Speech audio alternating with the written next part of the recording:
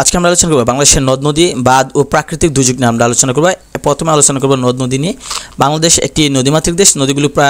নদীগুলি বাংলাদেশকে বাঁচিয়ে রেখেছে। অসংখ্য নদী বাংলাদেশে অবস্থান করছে। বেশিরভাগ নদী দেখা যায় যে ভারত থেকে আসছে। তো এখানে যদি আমরা দেখি বর্তমানে ছোট বড় মিলিয়ে বাংলাদেশের ভূখণ্ডে প্রায় 1008টি নদ নদী আছে, যেটা হচ্ছে জাতীয় নদী কমিশন সূত্র থেকে বলা হচ্ছে। যে এখানে একটা মানচিত্র দেশে, মানচিত্রের মধ্যে বাংলাদেশের কোন নদী কোন জেলায় অবস্থিত করতেছে সেটা আমরা ভালোভাবে লক্ষ্য করলে দেখা যাবে। তো আমরা যদি খেয়াল করে দেখি তাহলে পাশে দেওয়া আছে যে কিছু গুরুত্বপূর্ণ তথ্য দিয়েছে। বাংলাদেশের দীর্ঘতম নদী প্রণালী হচ্ছে সুরমা মেঘনা নদী প্রণালী, যেটা সবচেয়ে দীর্ঘতম। সেটা হচ্ছে 669 কিলোমিটার। বাংলাদেশের নদ নদীর সংখ্যা 1008টি নদ নদী, যেটা বাংলাদেশের নদী রক্ষা কমিশন যেটা সেখান থেকে রিপোর্ট অনুসারে বাংলাদেশে বর্তমানে নদীর সংখ্যা হচ্ছে 1008টি নদী। প্রাকৃতিক মৎস্য প্রজনন ক্ষেত্র হচ্ছে হালদা নদীকে বলা হয়। বাংলাদেশের জলসীমার উৎপত্তি ও সমাপ্তি হচ্ছে হালদা নদী, হালদা থেকে। চলন বিলের মধ্য দিয়ে প্রবাহিত হচ্ছে আত্রাই নদী। নদ নদী সম্পর্কিত বিজ্ঞানকে বলা হয় পোটোমোলজি বলা হয়। বাংলাদেশ ও ভারতের মধ্যে যৌথ নদী কমিশন, যেটা জয়েন্ট রিভার কমিশন 1972 সালে গঠন করা হয়। বাংলাদেশের ক্ষুদ্রতম নদীর নাম হচ্ছে গাঙ্গিনা, সেটা হচ্ছে দৈর্ঘ্য হচ্ছে 0.032 কিলোমিটার। বাংলাদেশের নদী গবেষণা ইনস্টিটিউট হারুকান্দি ফরিদপুরে 1977 সালে প্রতিষ্ঠিত হয়। বাংলাদেশের মোট আন্তঃসীমান্ত নদী যেটা সেটা হচ্ছে 57টি। বাঙালি নদী কোন জেলায় অবস্থিত সেটা হচ্ছে বগুড়া। টিপাইমুখ বাঁধ অবস্থিত ভারতের মণিপুর রাজ্যে। জোয়ার ভাটা হয় না গোমতী নদীতে। তো আন্তঃসীমান্ত নদী নিয়ে যদি আমরা আলোচনা করি, যে যৌথ নদী কমিশনের মধ্যে বাংলাদেশের মোট অভিন্ন বা আন্তঃসীমান্ত নদী হচ্ছে 57টি। ভারত বাংলাদেশের সাথে আছে 54টি। মিয়ানমারের সাথে মিয়ানমার এবং বাংলাদেশের মধ্যে আছে 3টা, যেটা হচ্ছে নাফ, মাতামুহুরি এবং সাঙ্গু। বাংলাদেশ হতে ভারতে প্রবেশকারী নদী হচ্ছে গিয়ে আপনার বাংলাদেশ হতে ভারতে প্রবেশকারী নদী একটা, সেটা হচ্ছে গিয়ে কুলিক নদী। অর্থাৎ এই যে 57টা নদী আছে, এই 57টার মধ্যে 54টা নদী সেটা ভারত থেকে বাংলাদেশে, আর মিয়ানমার হতে বাংলাদেশে ঢুকছে 3টা নদী, যেটা নাফ, মাতামুহুরি এবং সাঙ্গু। কিন্তু বাংলাদেশ থেকে একটা নদী সেটা ভারতে গেছে, সেটা হচ্ছে গিয়ে কুলিক নদী বলা হয়। মিয়ানমার বাংলাদেশকে অবিভক্ত নদী হচ্ছে নাফ নদী। মিয়ানমার এবং বাংলাদেশের মধ্যে সীমানা হিসেবে কাজ করতেছে নাফ নদী, যার দৈর্ঘ্য হচ্ছে 56 কিলোমিটার। নদীর উৎপত্তিস্থল মিয়ানমারের আরাকান পর্বত এবং নদীটি কক্সবাজার জেলা দিয়ে বাংলাদেশে প্রবেশ করেছে। বাংলাদেশ, ভারত ও চীনের তিব্বতের মধ্য দিয়ে প্রবাহিত নদী হচ্ছে ব্রহ্মপুত্র নদী। বাংলাদেশ হতে ভারতে গিয়ে পুনরায় বাংলাদেশে প্রবেশ করেছে আত্রাই, মহানন্দা, পুনর্ভবা, টাঙ্গন নদী, যেগুলো অর্থাৎ বাংলাদেশ হতে ভারতে গেছে, ভারতে ঘুরে আবার বাংলাদেশে প্রবেশ করেছে। ভুটান, ভারত এবং বাংলাদেশের মধ্য দিয়ে প্রবাহিত নদী হচ্ছে দুধকুমার। ভারত বাংলাদেশকে বিভক্তকারী নদী হচ্ছে হারিয়াবাঙ্গা নদী, যেটা সাতক্ষীরা জেলা অবস্থিত। তো পদ্মা নদী নিয়ে যদি আমরা আলোচনা করি, বাংলাদেশের দীর্ঘতম নদী হচ্ছে পদ্মা, সেটা হচ্ছে 341 কিলোমিটার। গঙ্গা নদীর উৎপত্তি হয়েছে পদ্মা নদী, গঙ্গা নদী, সেটা ভারতে হচ্ছে গঙ্গা, বাংলাদেশ হচ্ছে পদ্মা। গঙ্গা নদীর উৎপত্তি হয়েছে হিমালয় পর্বতের গঙ্গোত্রী হিমবাহ থেকে গঙ্গা নদী উৎপত্তি। এই গঙ্গা নদী বাংলাদেশে পদ্মা নাম ধারণ করেছে। গঙ্গা নদী বাংলাদেশে প্রবেশ করে পদ্মা হয়েছে। গঙ্গা নদী বাংলাদেশে প্রবেশ করেছে চাঁপাইনবাবগঞ্জের শিবগঞ্জের ভিতর দিয়ে।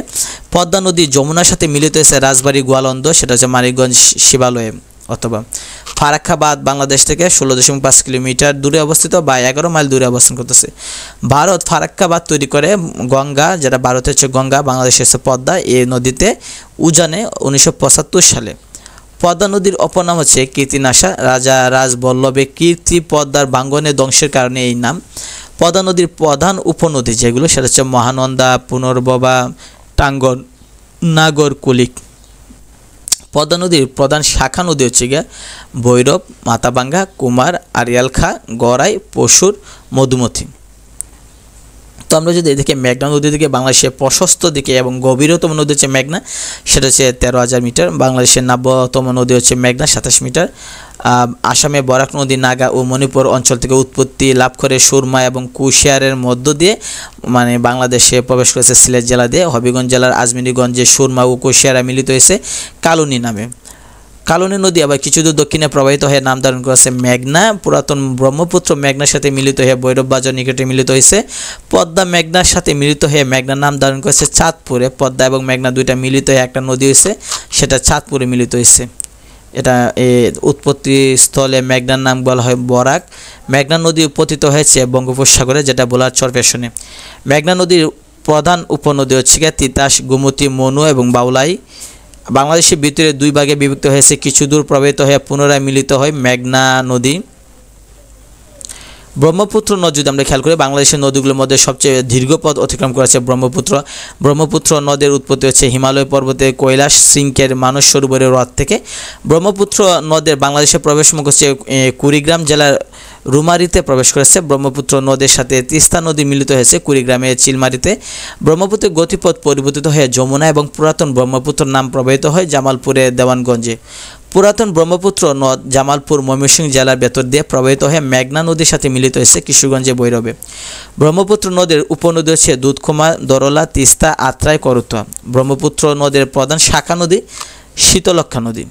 তো যমুনা নদী যদি আমরা খেয়াল করি যে 1787 সালে ভূমিকম্পের কারণে ব্রহ্মপুত্র নদের গতিপথ পরিবর্তন হয়ে যমুনা নাম ধারণ করে, সেটা হচ্ছে জামালপুরের দেওয়ানগঞ্জে। অর্থাৎ ব্রহ্মপুত্র নদ ভারত থেকে বাংলাদেশে যখন প্রবেশ করেছে, পরবর্তীতে 1787 সালে একটা ভূমিকম্প হয়। এই ভূমিকম্প হওয়ার কারণে নদীটা ভেঙে গিয়ে অন্যদিকে পথ সৃষ্টি হয়েছে, তখন সেটা নতুন নাম করছে যমুনা। অধিক চর বেষ্টিত হচ্ছে যমুনা নদী। যমুনা নদীর উৎস মুখ হচ্ছে ব্রহ্মপুত্র থেকে, কারণ ব্রহ্মপুত্র যখন ভূমিকম্পে ধসে যায় তখন নতুন একটা ভাঙ্গা সৃষ্টি হয়, পথ সৃষ্টি হয়, সেটাকে বলা হয় যমুনা। যমুনা নদী পতিত হয়েছে রাজবাড়ী, গোয়ালন্দ এবং মানিকগঞ্জের শিবালয়ে পদ্মা নদীতে। যমুনা নদী এবং পদ্মা নদী মিলিত স্রোতের নাম পদ্মা নদী, মিলিত হয়েছে গোয়ালন্দ, রাজবাড়ী। বাংলাদেশের যে নদীতে পাশাপাশি দুই ধরনের স্রোত আছে, সেটা হচ্ছে পদ্মা নদীতে। যমুনা নদীর প্রধান উপনদী হচ্ছে আত্রাই, করতোয়া, বাঙালি, তিস্তা। যমুনা বাঙালি নদী মিলিত হয়ে যমুনা নাম ধারণ করেছে বগুড়াতে। যমুনা নদীর প্রধান শাখা নদী হচ্ছে দলেশ্বরী নদী। যমুনা নদীর দীর্ঘতম এবং বৃহত্তম উপনদী হচ্ছে করতোয়া।